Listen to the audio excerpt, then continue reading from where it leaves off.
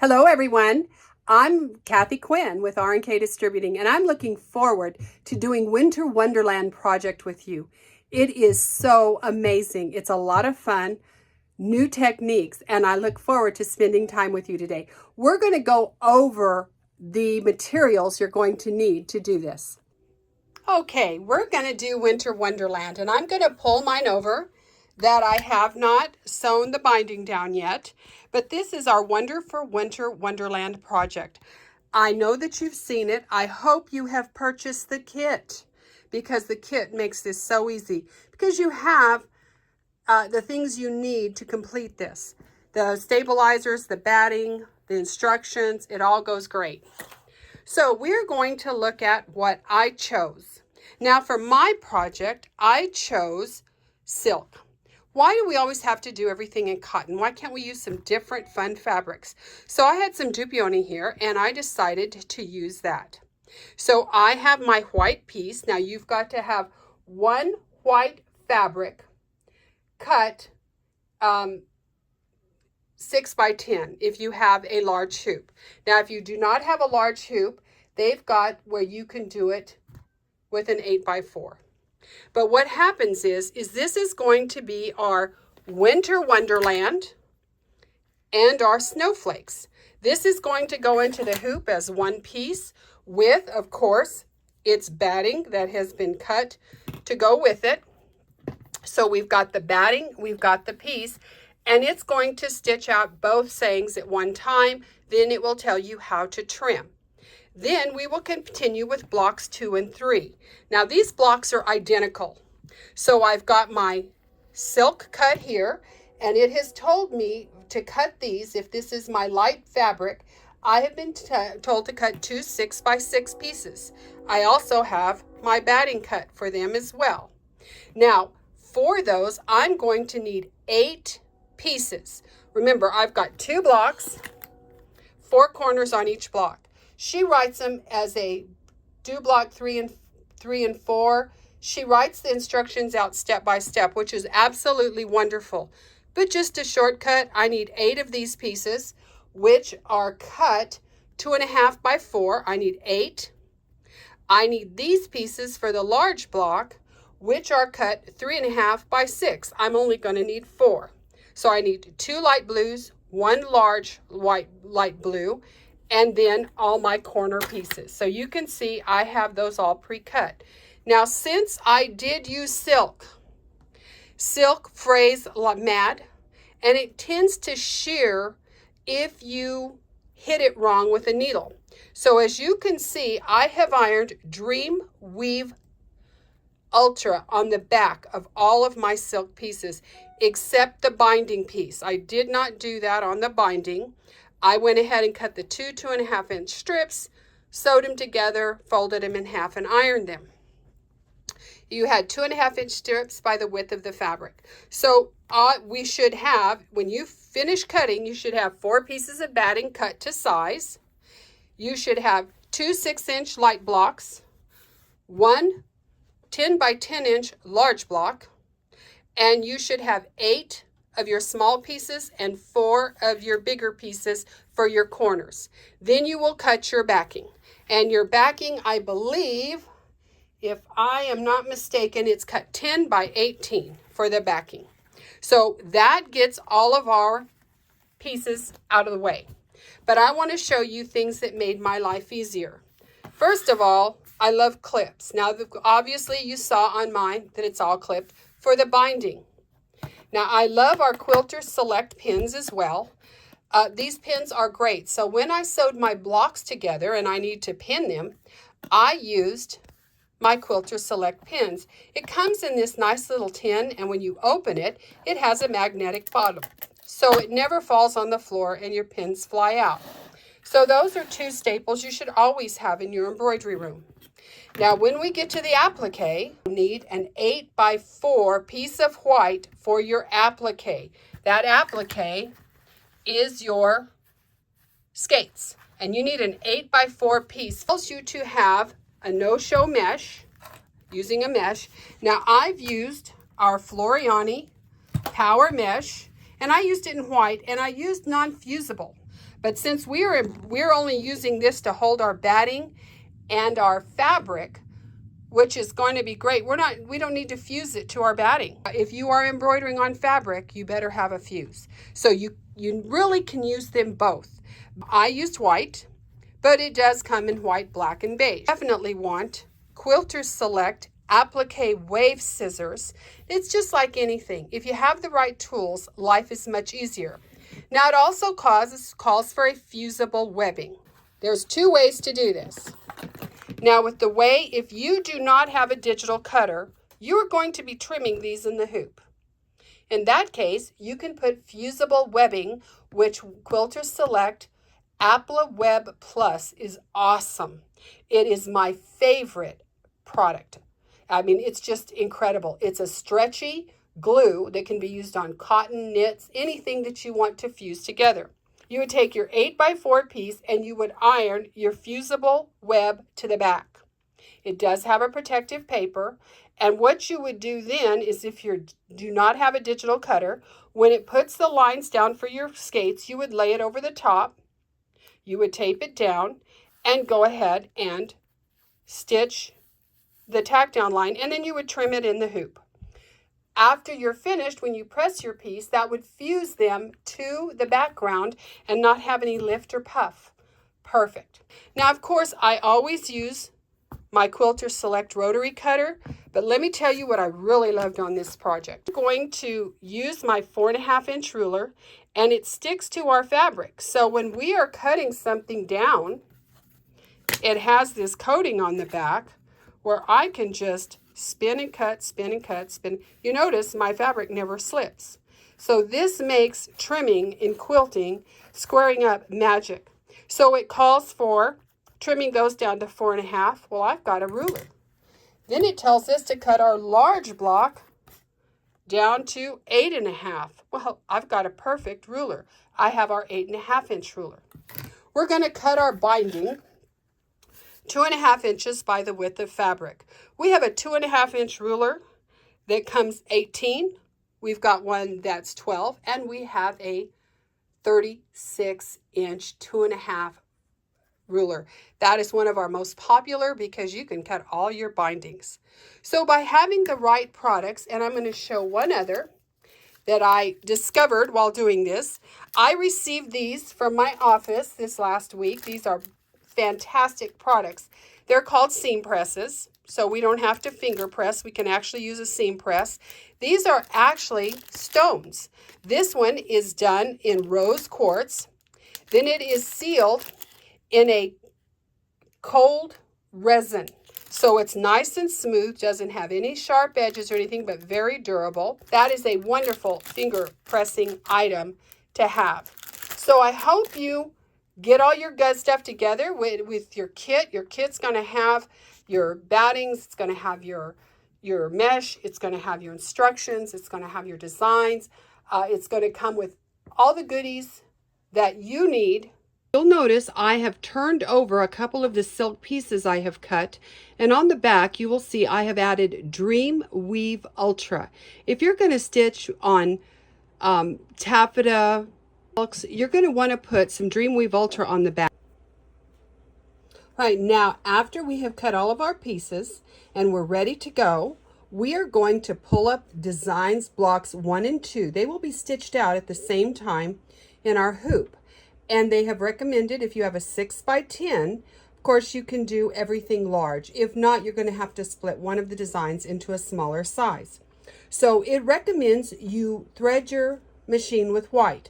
I've threaded mine with black today so that you can see the contrast. What I'm going to do right now is I am going to place the placement lines for the batting for blocks 1 and 2, which happen to be the white with the lettering on it for our pieces. Now you can see we have both our placement lines stitched out, and we are going to place our batting centered over these lines. Now we're going to place our batting over the top of both those placement lines, covering them both up. Once it's there, we're going to go ahead now and stitch our batting down, and then we'll move to our next step. Next step is we are going to trim around this line as close as possible. You only need to lightly tape down the corners diagonally. You do not need to strip off tape to go around all four sides. This is a common mistake I see made. Only little pieces of tape will take care of it. Look at how beautifully these scissors have trimmed right next to that line. Perfect. Now our next step is we're going to take our white and we are going to center it over both pieces of batting, much like we did the single piece of batting. And now I'm going to tape those corners down. And you know, our tape is so amazing. I'm using the same tape I just used on my batting. I use it until the sticky is gone. So are going to change our thread to white, because what's going to happen is it is going to tack the fabric down, and then it's going to do the stippling on the fabric before we put our lettering. So let's go on back to our machine and get started. Let's go ahead and get started on that. And I will see you back here in a couple of minutes. With our stippling finished, we are now going to put on our thread and we are going to stitch out Winter Wonderland. All right, now with our stippling all done, we are going to change our thread and we are going to stitch out our wording Winter Wonderland. We're going to do our Winter Wonderland. Now I'm trusting that you purchased the kit that goes with this project, because having the right products makes all the difference in the world. And okay, we have stitched out our Winter Wonderland on our stippled piece. Now we're going to change our thread to our lighter blue and we are going to stitch out our snowflakes. Note, this has no stippling in the background, so you didn't do anything wrong. See you in a few minutes. Here we have blocks 1 and 2. Now what we're going to do is we are going to trim this along this outer tack down line. So you're going to trim right on it. Your Winter Wonderland will end up being 2.5 wide or tall, however we want to look at it, by 8.5 long, and your snowflakes will be 2 by 8.5. And as you can see, if I come in, you can see these outer lines that we're going to use to trim it. See this little outer line, and here it's right outside, right here. So use those to trim. As I mentioned earlier, it's really important to have the correct tools. Now here I have a Quilter Select ruler that's 2.5 inches wide, and it's perfect because it fits line to line. And the nice thing is with a Quilter Select ruler, it will not slip. No matter what you do, notice I'm just swinging this around and it's not moving a bit. With that backing that's on it, it never slips. And with our rotary cutter, you can't beat it. Here we have blocks 1 and 2. Let's go ahead and hoop up another piece of no-show mesh and get started on block 3. We are now doing the placement line for the batting for our block 3. Now note, block 3 and 4 are built the same way. However, there's different designs, so don't make the mistake of stitching the same one twice. Now our fabric has been stitched down over our batting. Now we're going to go and we're going to trim the 4 diagonal corners off. So you'll see. We'll be over there in just a moment. Okay, we have these 4 corners that we're going to trim off on the diagonal. We're not going to do anything about the sides or the top and the bottom, just the 4 corners. We're going to trim it along this line right here. We've trimmed that away. We are then going to take our dark blue squares of fabric or rectangles, and we are now going to place them starting at the upper left-hand corner. We are going to align this along that cut edge, and of course we are going to tape this down. So I'm going to tape it down so it doesn't scooch at all. Now we have taped this down, lining up this edge. Now look, it's wrong side looking at you. So you've got right sides together, wrong side looking at you, and we have taped it down so it's matching up with that cut edge that we just trimmed off.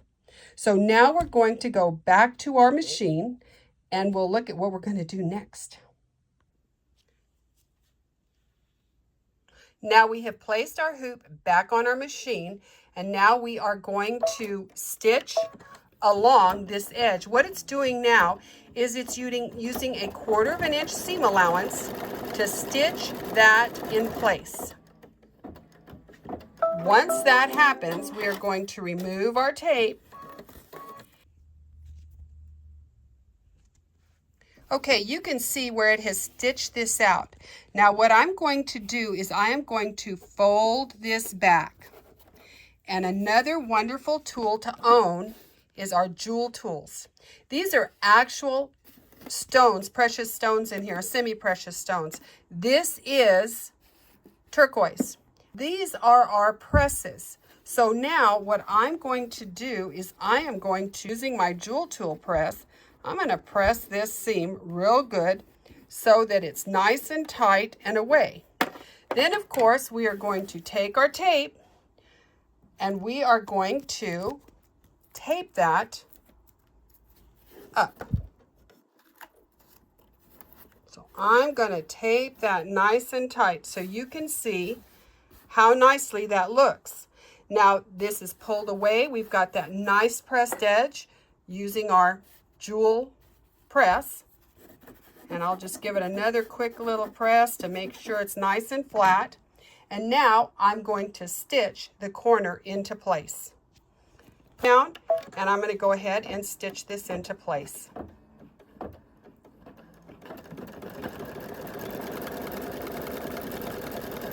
How cool is that? Now you are going to do the exact same thing on the other 3 corners of this block. So let's go ahead and get started. After adding all of our corners, this is how our block looks. Notice it's nice and crisply from using our pressing tool to press that down. Now we're going to put it back on the machine and thread it with our metallic thread this time. Here we are at the machine. I have threaded my Floriani metallic thread. Now let me tell you some great things about Floriani thread, our metallic. It stitches like a regular thread. You're not going to have to worry about breaks and tangling. With our snowflakes stitched out with our beautiful metallic, we are now going to change our thread to white and stitch out snowflakes on the 4 corners of our block. This will actually complete the stitching portion of this block as soon as those 4 snowflakes finish. Now this block will be trimmed to 4.5 by 4.5 using these lines. Here is a quick cutting demonstration using our amazing rulers.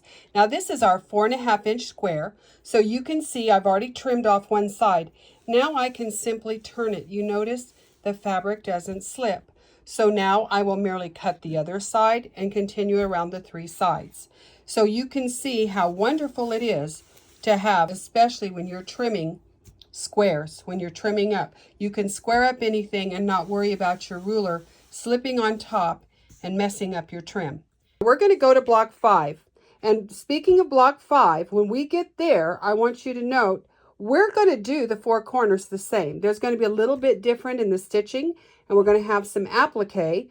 So let's get to block 5 and learn some new techniques. Okay, here we are at block 5. Now, everything so far is the same. We've stitched a placement line, we've placed our batting, we tacked it down, and we trimmed around it. Now we're going to place our fabric over it. Now the difference here is going to be, this is going to stitch down and then it's going to do the quilting. So before it just stitched it down and we did some trimming. Now it's going to complete the quilting in the next step. We are with block 5. Now we have stitched the fabric down, we put the tack down line, and it went ahead and did all the stippling. Now you're going to trim the 4 corners, diagonal corners, just like on blocks 3 and 4, and we are going to add the corners on just like we did blocks 3 and 4, starting with your upper left-hand corner. Now, once you get all that done, we'll come back and do our applique. Block ready to put our embroidery on. The first thing we're going to do is we're going to stitch out the laces. After the laces stitch out, we're going to stitch out, or the skate straps is what they call it. We are going to stitch out the blade, and we're going to do the sole and the heel. So that's what we're going to do next. Now we're ready to do the applique portion. We've stitched out our straps, we've stitched out our blades, and we've stitched out the soles and heels of our ice skates. So now we're going to do the applique. Now I am a pre-cutter. Okay, this project has been designed. It's been designed, actually you can do it either way. The first way was we ironed the Apple Web Plus on the back of our fabric, and we would put the placement lines and put the piece of fabric over it. Then it would stitch a tack down line, and we would trim. Then we would remove the rest, and once you were finished, you would press it, and that webbing would make it adhere. It would fuse it to the background so you don't get any lift or puffing under the applique pieces. However, I prefer to pre-cut, and you've been given the cutting files as well. So if you have a digital cutter, that's the only way to go with applique. And the most perfect way to do it is by pre-cutting your pieces. So instead of putting Apple Web Plus on the back of these skates, I have put Quilter Select Apple Stick. It's fusible on one side. When I remove this paper, it's going to be sticky. So when I stick it down into those placement lines, it won't scooch or move. Since I'm not trimming in the hoop, there's no reason not to stick these down. Then the same thing, once your block is finished and you press it, they will be fused to the background and not get any puff or lift. So let's go ahead and let's stitch out our placement lines. So now I'm going to do everything in white because the placement line, the tack down line, the finish line, it's all in white. So as you can see, it's putting those placement line downs for me.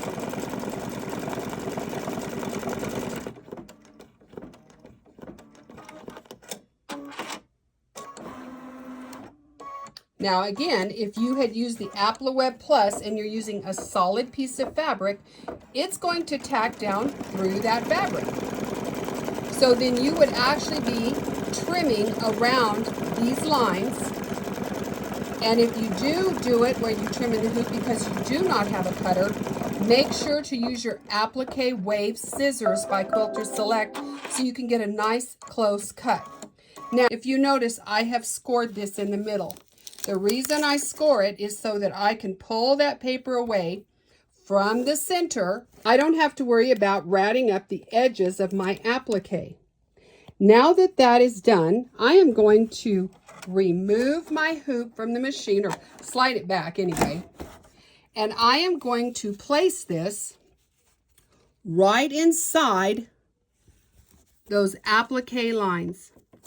And now once it's placed and stuck down, I do not have to worry about that scooching around. Now, what is important is if you are sitting down and putting this on at an angle, you're going to miss those placement lines. If you need to either stand up and look over the top of your machine or completely take this out of the hoop. Now, I'll get the other one ready and I'll be back in just a moment. Now I have placed both of my applique skates, my pre-cut skates, I have placed them. Now if you were trimming, you would have been trimming during this time.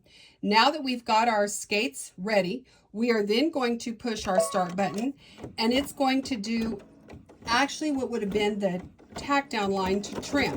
You can either skip this or let it do it. It doesn't matter. If you were trimming, it would matter because you would need this line so you could trim around it. So that's why I'm going ahead and letting it run. you wouldn't have had your skates trimmed away because you would have needed this line to know what to trim against. So, pretending you had a whole piece of the paper, we are stitching these down. Now what's going to happen after this finishes, it's going to do a zigzag around the edge, then it's going to do a satin stitch finish line. So we're going to go ahead and do that. And I also believe it's going to come over and it will do your snowflakes in the four corners. So we're going to get all that done, and I'll come back when it's time to stitch out the laces. To the last stitching out in block 5. We're going to go ahead and stitch out the laces in block 5, and this will be finished. Then we will trim this block along that outside trim line, just like we've been doing with all the others. And then we're going to come back and we're going to put these together.